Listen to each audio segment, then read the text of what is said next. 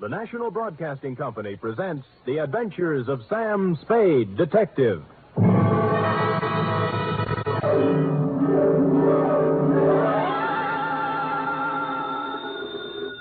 Sam Spade Detective Agency? Me, sweetheart. Sam, would you mind telling me where you are? Not at all, Effie, not at all. Let's see. I'm at the Il-Rig Dana Rab Etile Seagrod. I don't understand it, Sam, but I think I caught the word grog. Oh, you're shrewd, Effie. You see, I'm on the inside, and the lettering is printed on the outside. Now, if you'll wait, I'll go outside and read it the right way, and then come inside and... Never mind, I've already guessed. You're at George's Elite Bar and Grill. Trapped. Sam, answer me. You promised me you wouldn't. Me? I promised? Me? You did, Sam. You promised faithfully to stay away from bars. You know how hard television is on your eyes. Have you got your glasses? One in each hand. Fill 'em up, George. Oh, Sam, I heard that. What will people think?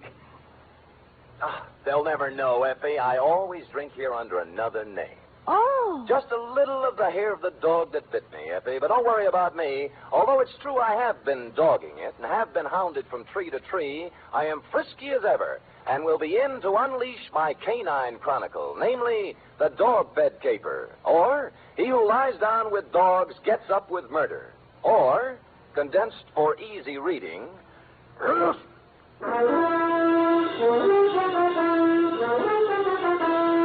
For NBC, William Spear, radio's outstanding producer-director of mystery and crime drama, brings you the greatest private detective of them all in The Adventures of Sam Spade. Effie? Here I am, Sam. Here I am, Sam. Effie, did you ever write poetry in school? Well, I was known as Emily Dickinson of Central High. I thought you had a touch of internal rhyme scheme there. I doodled a little poem about you today. Really? Well, redoodle. There was a detective named Spade with oodles of brains in his head. Clever, clever. But when he took up drinking, he forgot about thinking. Now give me the punchline. And Effie has stayed quite unpaid.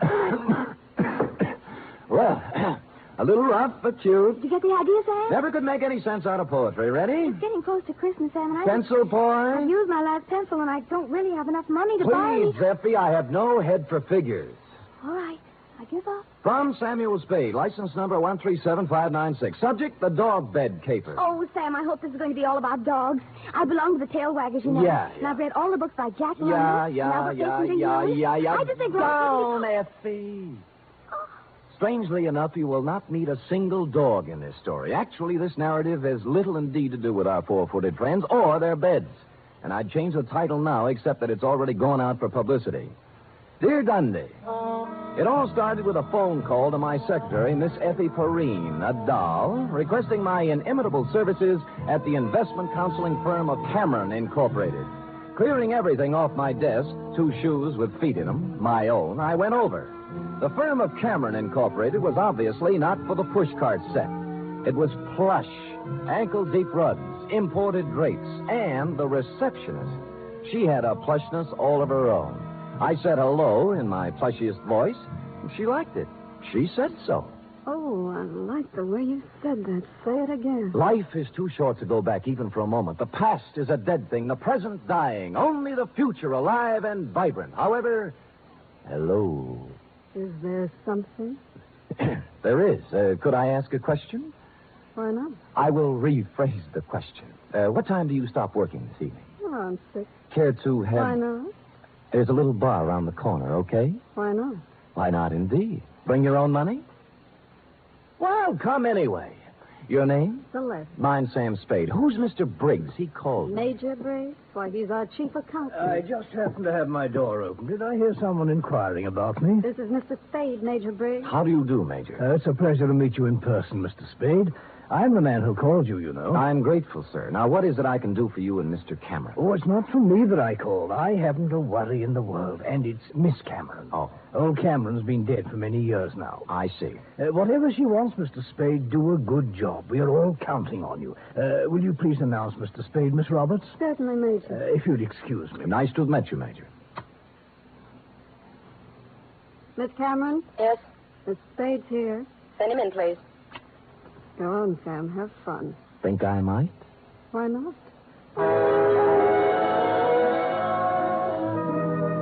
That girl had the most beautiful double entendre in town. Well, to get on, Adela Cameron was a career woman, around 29, although the tailored suit made fine detective work difficult.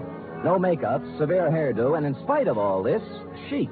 In fact, as we shook hands in a most businesslike manner, I had the feeling that something warm might well spring up between us. Something like a warm mutual dislike, maybe.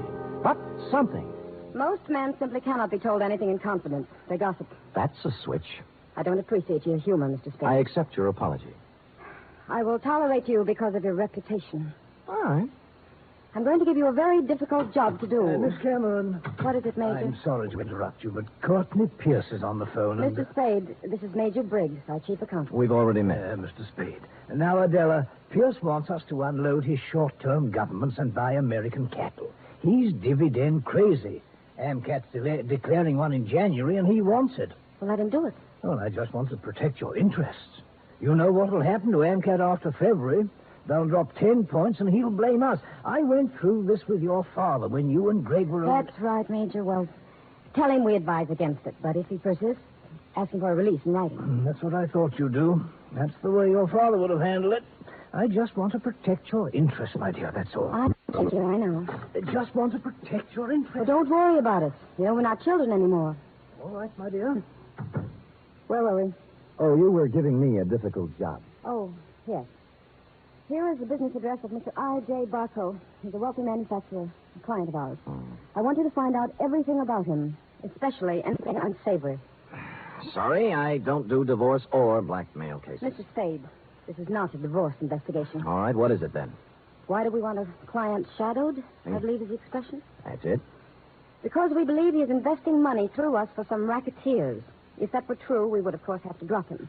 But we don't want to lose his business just on suspicion. I see. Find out anything you can about him. I'll give you $50 a day in expenses, 1 week guarantee. Will you consider the job? I have considered and taken the job. By the time I'd reached the door, she had already forgotten me and was hard at work on some papers.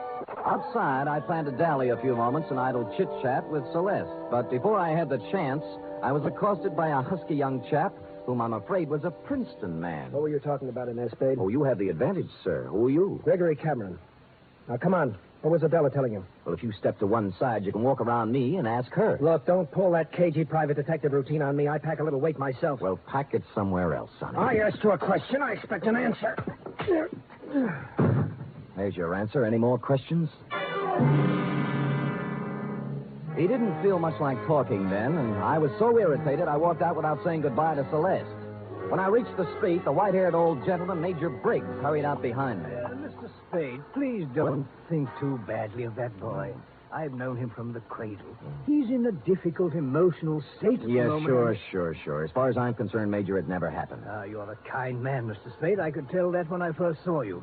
You're just the sort of man Miss Cameron needs. Well, I hadn't looked at it that way. If you require anything, don't hesitate to ask me. I've been with this company 40 years before those two children in there were born. And I know how difficult life can be at times. I just want things to go well for them. I'll do my little part, Major. Bless you, son. Bless you.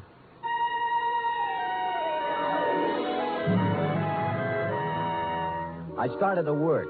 The card Adela Cameron had given me revealed that my quarry, Mr. I.J. Barco, was of all things a manufacturer of dog beds. I sat down on a hydrant to think this over and then followed the scent of horse meat on over to his factory on South Dolores. It was built in the shape of a large doghouse, and outside stood a billboard with the message, "A survey of independent dog tracks, kennels, and canine corps proves that dogs choose Barco beds 2-1. I had to get a look at Barco himself, and so ruffling up the hair on the back of my neck, I trotted into the building, sniffing and wagging my tail in a very friendly manner. It was very easy to see Mr. Barco after I lied a little about my connection. What was that name again? Senor Don Jose Martinez Sada Morales, but you may call me Sam. And you represent a group of retail outlets in South America. Oh, I do indeed. We have our eye on your dog beds, Mr. Barco. Well, now, let's take a look at our catalog here. Now, say you had a Great Dane. You'd want something regal like this Louis XIV. Ever see a more beautiful bed? Well, not lately, but Mr. Barco... Down, boy, down. Now, here's a number that's very big this season with English Bulldogs, a Sheraton, natural wood finish. Lovely, huh? Arriba. And, of course, if it's an Irish Terrier, here's a purely gag present for his sense of humor. A Murphy bed. Get it, Sam? Irish Terrier? See.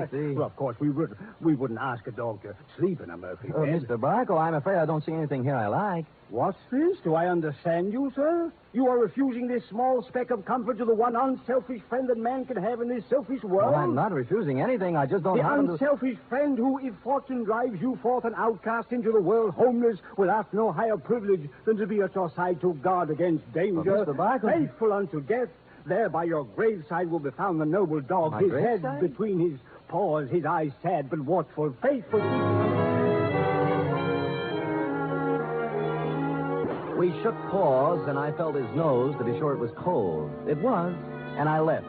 I rented a car and took up a station outside the Barco factory. About 4 o'clock, he hurried out, jumped into a long, low vehicle shaped like a dachshund, and mushed off.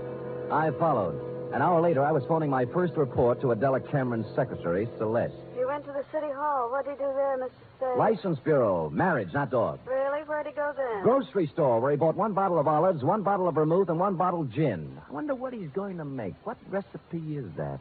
Well, now he's in an apartment house on Post Street, just across from the drugstore I'm in, and judging from the groceries, intends to stay a while. He has laid in provisions. Uh-huh. Well, I guess that's all we wanted to know. What? Miss Cameron just told me to call you off the case. You'll still get your guarantee, though. Major Briggs will send you a check. Well, that doesn't make sense. Sam orders his orders. All right. What about tonight? I'm afraid not. Some other time. You mean it's all over? The half-daring, half-shy kisses on the Oakland ferry? The warm, passionate spring nights at Fisherman's Wharf eating abalone? Hello? Well...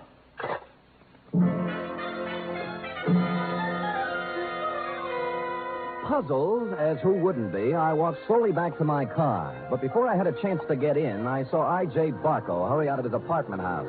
But he didn't enter his car. He came right for me. Spade! Just a minute, Spade. So sorry, my name is Don Jose Martinez Sada Morales yet. Don't kid me, Spade. I'm not as stupid as I acted today. Huh. Look, I know why Adela Cameron is following me, and you don't. And you'll never find out, any more than the other 4 detectives did. I was the 5th choice? Well, I shall speak with my agent about this. I'm going to tell her in person that this foolishness has to stop. If it doesn't, she'll live to regret it. One more thing. I presume you're going to follow me. Well, I'm turning right on Market and heading out to 1217 Ridgewood Place. You shouldn't have any trouble.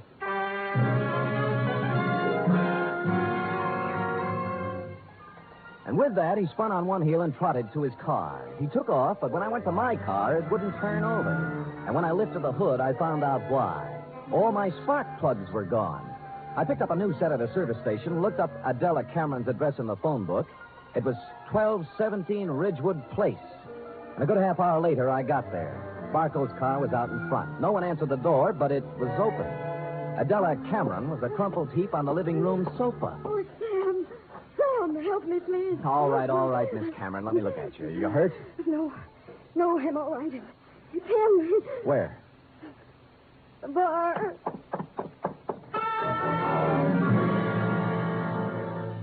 I hurried into the bar and was met with a strong odor of scotch. A bottle of it had been broken, and holding the neck of the bottle in one hand was I.J. Barco. He was on the floor, his hands slowly opened. The glass rolled out, and he died.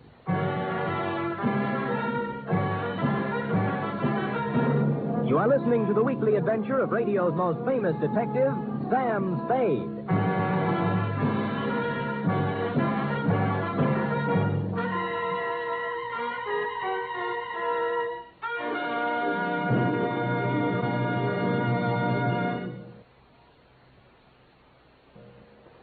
Act 2 of tonight's Sam Spade in just a moment. Meanwhile, here's news of other goings-on on NBC. There's no doubt about it, it's the big show. Not just any big show, but the big show. Brought to you every Sunday night over most of these NBC stations. An hour and a half of the very best in comedy, music, and drama. Your stars this Sunday on the big show include Fred Allen, Margaret Truman, Douglas Fairbanks, Danny Thomas, Mindy Carson, and many more. All presided over by the glamorous Tallulah. No wonder it's the big show. Saturday night on NBC means mystery with the man called X, a man without a name who travels the world over on missions of intrigue and peril. Herbert Marshall stars as the man called X tomorrow and every Saturday evening on NBC.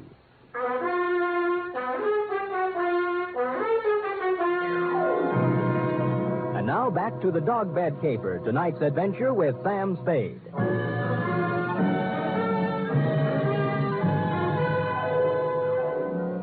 It took 3 bullets in the chest to finish off I.J. Barco. He'd apparently been standing there pouring a drink.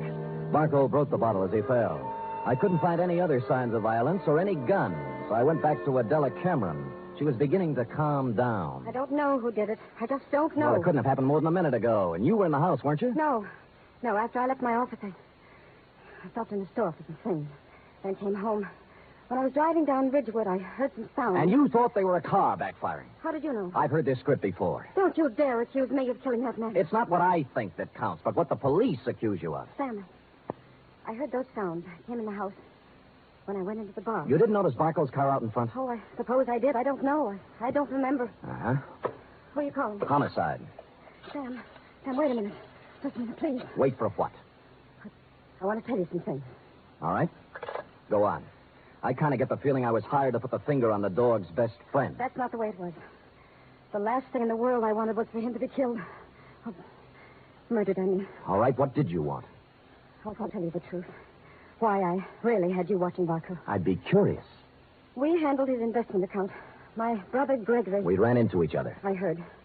Well, Greg took $150,000 of Barco's money and invested it, without my knowledge, in a television company. I hear that medium's making money. But it turned out this company was just a front for some men who wanted to build a gambling syndicate up north. You mean your brother didn't know that? He knew, but there was supposed to be big money in it. He was going to give Barco a good profit and take the rest for himself. And Barco found out and threatened suit or something. He never would have known, but the deal fell through and the gambler said the money was gone. Then he asked about the investment. What could Gregory and I tell him? What did you? Unfortunately, the truth. We said we'd make up the money with interest, but he only gave us 90 days. We couldn't get it by then. So you didn't shoot him, your brother did, eh? No, Sam, no, he couldn't have. I know Greg. He'd have more sense. In my brief meeting with him, I didn't think he had any sense. Just one more thing before I call the police. And don't call them. Help me get him out of here. Somewhere. No dice. Sam, don't let my whole life be Stop it. You set me on Barco to find some blackmailing material, yes? Yes. And then why did you suddenly call me off the job tonight? I didn't. Your secretary said you did. I didn't tell her anything of the sort. Can I have that phone now?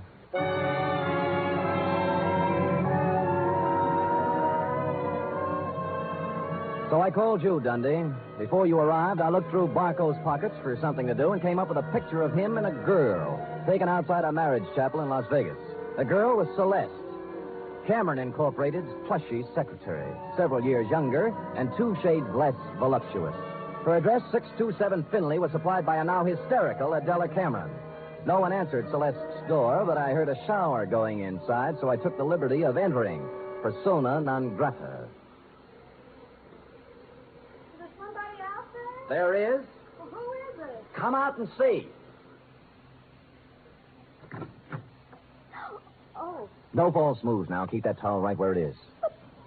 Am I doing here detective work? And I must say I've already found out a great deal. Well, Sam, I'll admit I did express some interest in you, but if you recall, I told you not tonight. It's my only night off.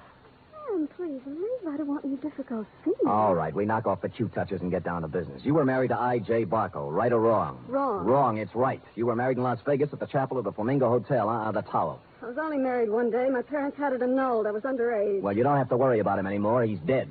No. Shot 3 times at close range. Oh, In no. Adela Cameron's house. Well- Not by you, of course. Although, on the other hand, as you would say, why not? I didn't do it, Sam. Suppose you spill. He wanted me to marry him again. Why? Well, I know all about the money the Camerons misused. he found out Greg and I were in love. I should have known. He said he'd forget about the entire $150,000 if I'd marry him for 6 years. $25,000 a year. That's a good price. How can you talk like that? Practice, I guess. So, Gregory had another good reason for killing. He didn't, Sam. I know he didn't. Anything that would stand up in court? I don't think so. Suppose we say you called me off Barco's tail so Gregory could get at him. I didn't. I called you off because I was supposed to meet I.J.'s apartment tonight and give him his answer. I couldn't do it with you there. Flimsy, but it might hold. The truth. I was going to see him, but I changed my mind. Any particular reason? You saw him. Would he be the kind of man I'd marry? You did once. Well, it looks bad for Greg. Because someone at Cameron Incorporated knew Barco was going to be at Adela's house. Sam, will you do me a favor? Maybe. Give me an hour. Then I'll go wherever you want. I'll tell you anything you want to know. Why an hour? Because if I'm going to live with myself, there's something I have to do. Well? Please, Sam. If you do, I'll give you some information you might want. For example? There was someone at Cameron Incorporated who knew that Barco was going to Adela's house.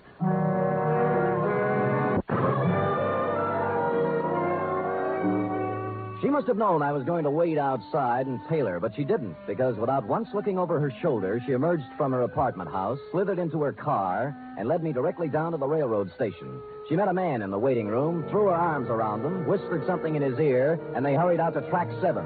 There was a transcontinental train getting up steam. She kissed him, and he climbed quickly up into a Pullman named Aurora Fall. And almost as quickly, I climbed in the other end. We met in the middle. What are you doing here? I came to take you off the train, Greg, before you made a big mistake and left town. Now, look here, Let's not Spade. go through the intercollegiate tough talk again. Are you coming off, or am I going to carry you off? You're going to carry me off?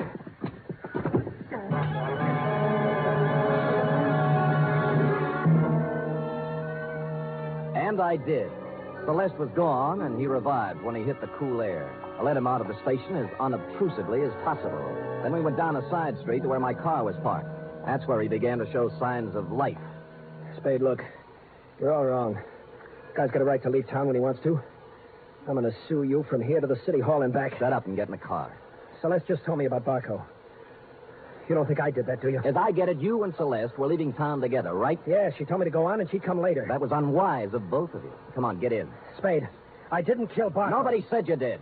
Now, if you'll kindly get in the car and give me an address I want, and you know, we'll go see who did kill I.J. Barco.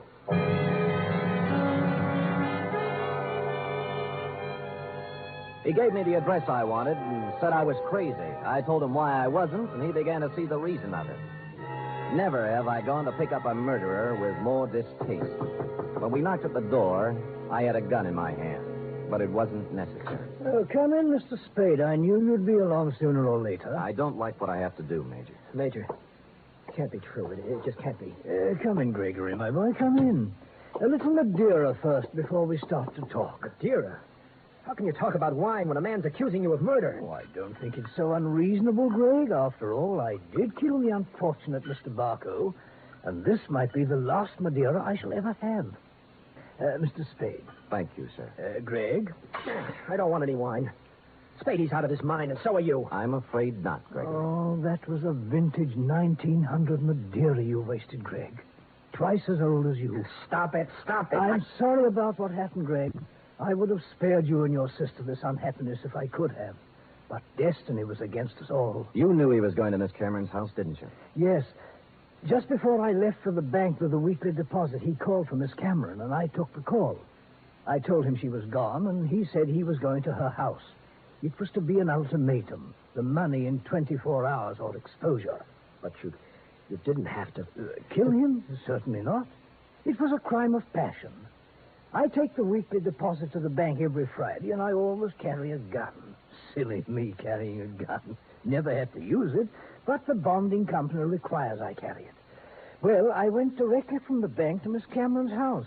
I wanted to help her face Barco. Was she there? Oh, no, Mr. Spade. She'd apparently stopped downtown to do some shopping.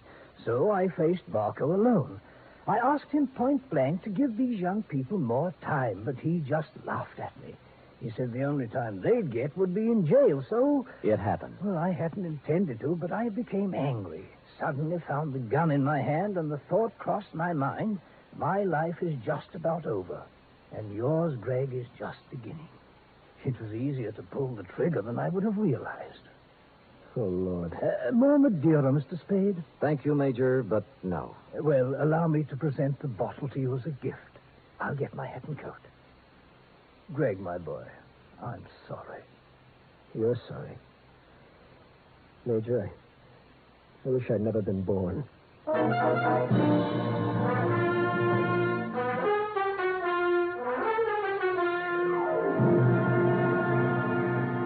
Period. End of report. Oh, Sid.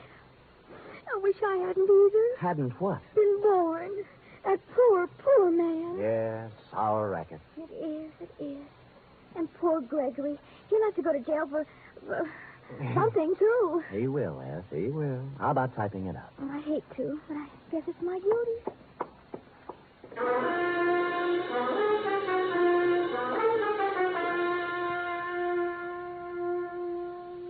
3 chimes mean good times on NBC. There's no cover charge at Duffy's Tavern. Just keep your dial on this NBC station this evening as Archie the manager, played by Ed Gardner, and his remarkable friends serve up another blue plate special of grilled English language, fresh laughs, and whimsy a la mode. Another Friday fun favorite is The Delightful Life of Riley, starring William Bendix as the beleaguered Chester A. Riley.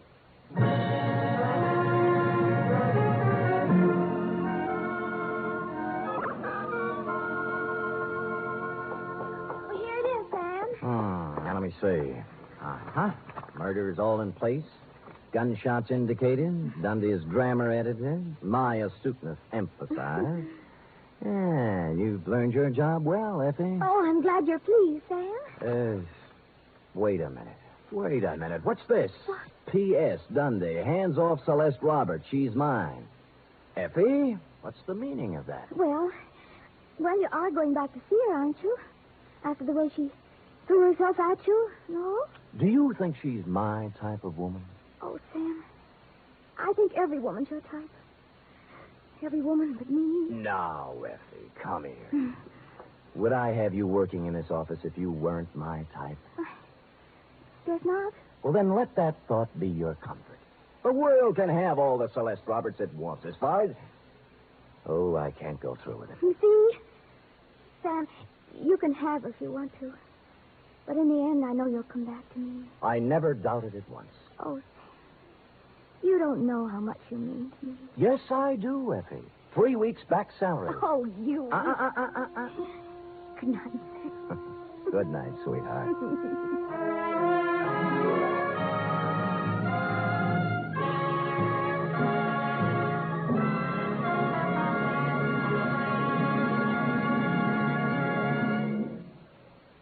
The Adventures of Sam Spade are produced, edited, and directed by William Spear. Sam Spade was played by Stephen Dunn. Lorene Tuttle is Effie. Script for tonight's adventure by John Michael Hayes and Dick Powell. Musical scoring by Lud Gluskin, conducted by Robert Armbruster.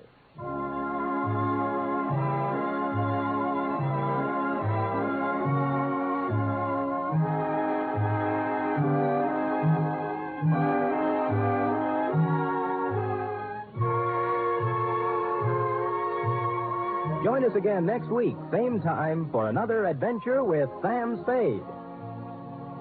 Hear the magnificent Montague, then visit Duffy's Tavern on NBC.